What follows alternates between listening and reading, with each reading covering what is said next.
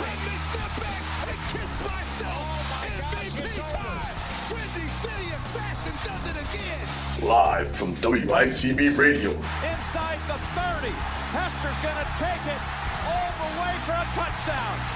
And no flag, 92 yards. This is It's a goal. The Stanley Cup to the Chicago Blackhawks. Chicago's Beat. Hello everyone, this is the Chicago Beats and I am Mike Mercado, and it is a Bulls playoff edition as the Chicago Bulls beat out the Philadelphia 76ers in Game 5, 77-69. Throw any cliche you want there. It was the ugliest, nastiest, grindy playoff game, but any playoff win is a beautiful one, especially when you're facing elimination.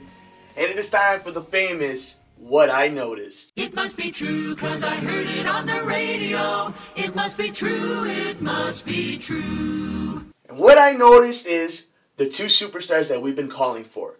The guys that are supposed to help carry this team now that Derek's gone.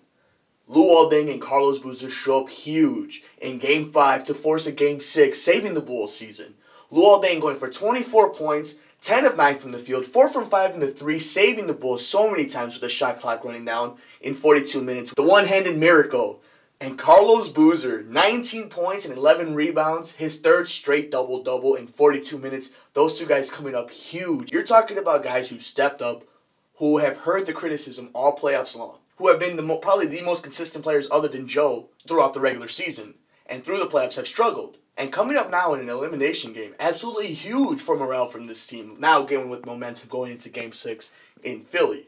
And then Taj Gibson. I mean, the guy is awesome. Taj Gibson has been the heartbeat of this team since Joakim went down. 7 rebounds, 4 blocks, and 8 points. Even with that bum sprained ankle. I don't know what's going on with the Bulls this season with all these injuries. Word is around the local media, national media, that he will be ready for Game 6. Joakim hopes to be as well. And then Ronnie Brewer, 8 rebounds, 3 assists, 3 steals, 6 points. The bench mobs, 2 biggest contributors, coming out and helping this Bulls team get past Philadelphia in a very ugly game. And you had C.J. Watson and Omer Sheik starting. So that bench mob that everybody has raved about isn't really a full bench mob anymore. And yet you still had 2 guys come out there and absolutely put it all out and were the heartbeat and were the reason why the Bulls got over this game. And that is what we noticed on WICB Chicago Beats. It must be true, 'cause I heard it on the radio. It must be true, it must be true. But then here are the two downers of the game from the Bulls side. 4 of 16 and 1 for 4 from the three-point line between John Lucas and C.J. Watson. Now, we all understand that nobody's going to touch Derrick Rose on this team. Skill-wise, ability-wise, scoring-wise. But who would have thought the drop-off would have been that huge? You knew there was going to be a drop-off. But from the top of Mount Everest to the bottom of the ocean, that's what it feels like when you see John Lucas and C.J. Watson in the court compared to Derrick Rose. And then the mask, man. It must be an invisible mask because you haven't seen him on the court. How about in 17 minutes, 3 from 9 and 6 points from Rip Hamilton? Enough said. And then the biggest thing that has me worried, because it's starting to cost this team wins. 4 of 11 from the free throw line, 36%? Are you kidding me? I understand this team practices, but that's going to cost you a game very soon. Very soon. You can't only shoot 11 free throws and then allow your opponent to shoot 24. Yeah, they did struggle too. They got bailed out a lot. Philadelphia only shot 70% from the free throw line. They got bailed out when it came to that. But they cannot expect to go into Philadelphia, only shoot 11 free throws, and then allow Philadelphia to shoot 24, even with 70%. At Philadelphia, that's another hill they're going to have to climb over. The one consistent thing that you've seen all series long is the defense. Defense has been awesome. Awesome. And then last night, just even adding on to that, keeping them to 32% field goal percentage. That's amazing. You're seeing why this team's defense was highly ranked throughout the whole season. It's just they can't score. Who are they going to score to? And if you've noticed, Carlos Boozer's eating Spencer Hawes down low.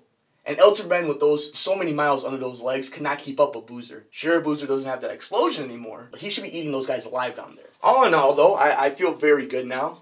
I mean, I'm not gonna sit here and say I'm so confident. Your back is still up against the wall, but nobody's expecting this team to do anything. So adding this win to it is just another little boost of momentum and confidence. But we're seeing this team hopefully turn the corner and realize, you know what, Derek isn't walking through that.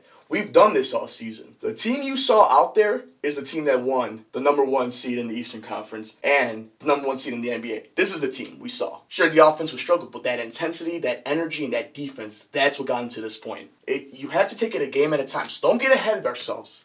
It's a nice win. Could have been a tease.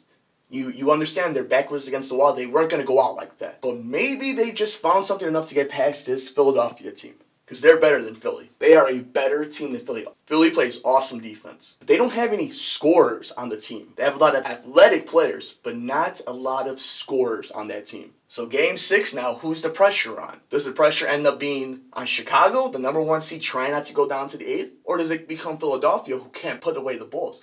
If the Bulls go into Philadelphia and win, throw everything up. Game 7, it becomes a totally different ballgame. But that's going to be the question. Who's the pressure on now? The only other thing that's really bugged me about this victory, the only little sour taste in my mouth other than the fact that there's no offense, is people complaining about Derrick Rose not being on the bench. Are you kidding me? These people, you hear, go listen to local Chicago radio, and then go listen to national radio. You're hearing he's not a good teammate. He's selfish. Why is he in the skybox? He has a torn ACL. You saw the scrimmage that happened by the bench. I mean, what's Derrick Rose going to be? You saw what happened when he was there. They absolutely were a shell of themselves. And you want him down there? I mean, what's he going to do? What, you're hoping that, oh my God, they're down. He's going to become their Willis Reed. Come on, guys. These are professional athletes. You don't need Derrick Rose down there. If he's going to be there, let him rest that leg up there. Enjoy his time. Hey, Derrick, enjoy it. Rest up. We'll see you next season. Get ready. I don't need him on the bench. I don't want to be thinking about Derrick Rose until next season. I'm worried about the team that's out there right now. So please stop it. Stop it, stop it, stop it. You sound ignorant when you talk about Derrick Rose being a selfish player. Hey now, I got to give a little shout out to the guys in the north side, the Chicago Cubs pulling off a 1-0 win over the Atlanta Braves. Cubs win! What a lucky break! The good Lord wants the Cubs to win! Paul Mulholland going 4-2 now, beating out Tim Hudson, who goes 1-1 for the Atlanta Braves. And Rafael Dolis gets the save. Thank God they didn't put Carlos Marmol out there, otherwise you'd probably be talking about a 3-1 Cubs loss. But, we have time coming up this summer to really bash on Carlos Marmol. But the big thing I want to get is a shout out to Brian LaHare. Had the RBI double to get the Cubs over and into that win in the 7th inning. Awesome. And Brian LaHare has absolutely tore it up. To me, again, we'll get into it. We're still about the Bulls, but I wanted to give them a little love. The Cubs end up winning the series 2-1 over the Atlanta Braves. And for all you White Sox fans, please don't think I'm a hater. Here you go. The White Sox will play the Cleveland Indians tonight. They will send out Jake Peavy to try to win his 4th game versus Jameer Gomez, who's 2-1 for the Cleveland Indians. And the White Sox are trying to even out this 4-game series 2-2. White Sox, White Sox, go, go, White Sox. Let's go, go, go, White Sox. See, I could be professional, guys. But all is good. Energy is good in the city. Bulls won a game. There's a little bit more positivity. We forgot almost how it feels to win a game. I've never noticed so many people jump off a wagon so fast. So many people jumped out of the wagon when Derrick Rose grinned his face halfway up on that little bunny hop in game 1. But we'll see. Go on and win game 6. Bring it back home to Chicago. And anything happened in game 7. Just like our last show, the keys of the game, if you could get the same effort from Carlos Boozer and Luol Deng that you did in game 5 for game 6, the Bulls are coming back to Chicago tied 3-3. If you could get anything from the point guard position, the Bulls are coming back tied 3-3. If you can have Taj Gibson and Joakim Noah back and playing with the team the way they played at Game 5, you're coming back to Chicago tied 3-3. Because the way they looked, I believe the Bulls are going into Philly and are coming back to Chicago tied up 3-3 for Game 7 at the United Center. If you disagree or agree with anything I had to say, if you have an opinion, you have a question, follow us at mmercado2333.com on Twitter, or comment us at Facebook/MikeMercado2333.com. This is WICB Radio and the Chicago Beat.